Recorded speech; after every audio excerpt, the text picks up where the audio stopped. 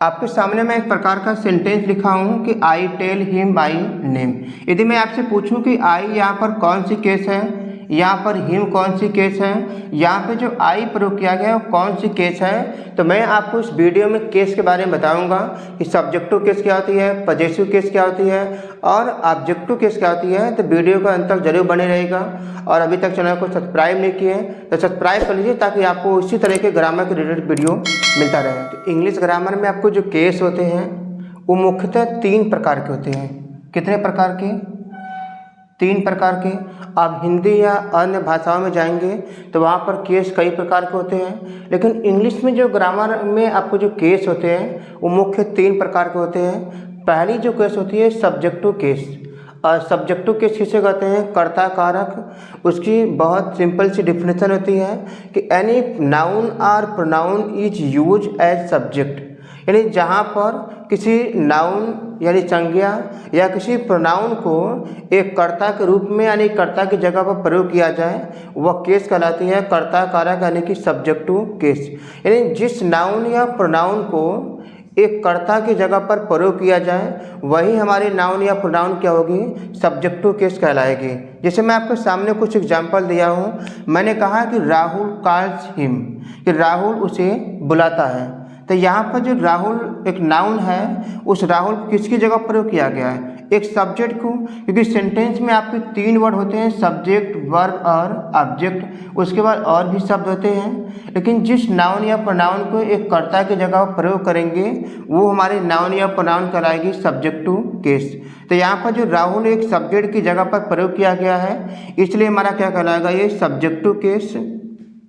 अगले वाक्य में दिया कि आई एम टीचिंग हिम, मैं उसे पढ़ा रहा हूँ। तो आई यहाँ पर एक प्रोनाउन है, तो प्रोनाउन को एक कर्ता की जगह प्रयोग किया गया है इसलिए हमारा क्या होगा? एक subjective case. You are playing this game, तुम इस खेल को खेल रहे हो।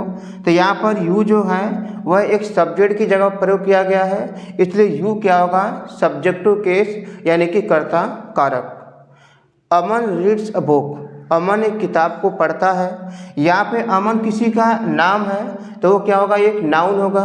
तो जिस नाउन या प्रोनाउन को एक कर्ता की जगह पर या कर्ता के रूप में प्रयोग किया जाए वही हमारी कहलाती है सब्जेक्टिव केस। और इसे अन्य जो सब्जेक्टिव केस है, सब्जेक्टिव केस को हम नॉमिनेटिव केस भी कहते हैं। तो याद रखिए, कोई सब्जेक्टिव केस कहे या नॉमिनेटिव केस कहे, दोनों का मतलब क्या है कि कर्ता कारक। किसे कहते हैं? जहाँ पर किसी नाउन या किसी प्रोनाउन को एक कर्ता के रूप में क्या किया जाए? प्रयोग किया जाए, वो हमारी सब्जेक्टिव केस होती है। आगे हम चर्चा करते हैं कि ऑब्जेक्टिव और पजेसिव केस किस प्रकार के होते हैं।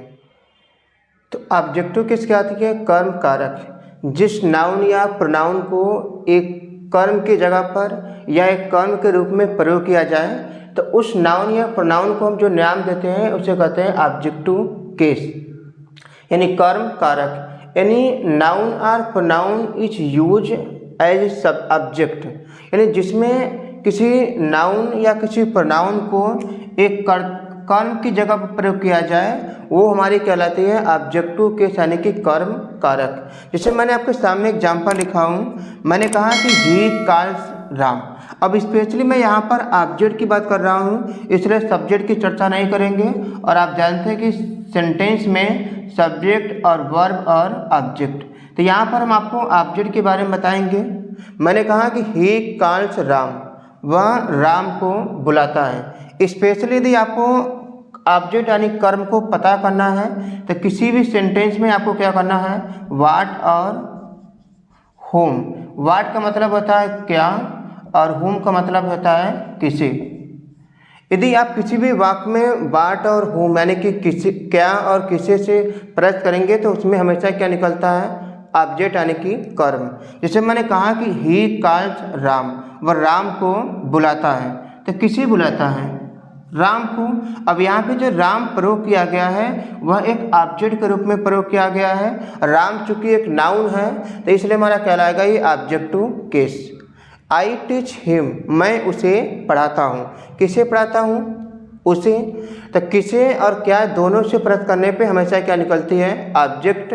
तो यहाँ पर जो हिम प्रयोग किया गया है एक ऑब्जेक्ट की जगह पर, तो जहाँ कहीं भी चाहे वो नाउन हो या कोई प्रोनाउन हो जिसको एक ऑब्जेक्ट के रूप में प्रयोग किया जाए वो हमारी केस कहलाती है ऑब्जेक्टिव केस। यहाँ पर a pen, you buy a pen, तुम एक कलम खरीदते हो, तो क्या खरीदते हो, एक कलम। तो यहाँ पर जो कलम है वह एक ऑब्जेक्ट के रूप में प्रयोग किया गया है, इसलिए जो पेन होगा एक ऑब्जेक्टिव केस कहलाएगी। राहुल बीट्स हिम, राहुल उसे पीटता है। यहाँ पर उसे जो है आप किसी से प्रश्न करने पाते हैं वो हमारी क्या होती है, ऑब्जेक्टिव केस। तो इस तरीके से जितने भी ये नाउन प्रोनाउन प्रयोग किया गया है ऑब्जेक्ट जगह पर वो हमारे केस कहलाते हैं ऑब्जेक्टिव केस। तो मैंने अभी आपको सब्जेक्टिव केस और ऑब्जेक्टिव केस बताया। अब आगे हम चर्चा करते हैं पजेसिव केस। पजेसिव मीन्स क्या होती है, अधिकरण कारक, जो किसी नाउन या प्रोनाउन के अधिकार को किसी दूसरे नाउन पर दर्शाता हो। यानी एक ऐसा केस जो किसी नाउन या किसी प्रोनाउन के अधिकार को किसी दूसरे नाउन पर दर्शाता हो वो हमारी केस कहलाती है पजेसिव केस। अब अधिकार का मतलब होता है कि स्वामित्व। A case which show the possession of any noun और प्रोनाउन, यानी एक ऐसा केस जो किसी नाउन या किसी प्रोनाउन के पोजेशन यानी कि अधिकार को दर्शाता हो वही हमारी कहलाती है पजेसिव केस। तो पजेसिव केस दो होते हैं हमारे, एक तो नाउन की पजेसिव होती है और एक क्या होती है, प्रोनाउन की पजेसिव होती है। आगे हम चर्चा करेंगे, लेकिन आपके सामने कुछ एग्जाम्पल लिखा हुआ है, उस एग्जाम्पल के जरिए अच्छी तरीके से समझते हैं कि मैंने कहा कि Rahul pen is red, Rahul का कलम क्या है, लाल। याद रखिएगा कि जो किसी नाउन या किसी प्रोनाउन का अधिकार होगा वो किसी दूसरे नाउन पर ही दर्शाया जाएगा। अब यहाँ पर मैंने दिया है कि राहुल का पेन, तो इस कलम पे किसका अधिकार है, राहुल का, यानी राहुल का कलम क्या है, लाल।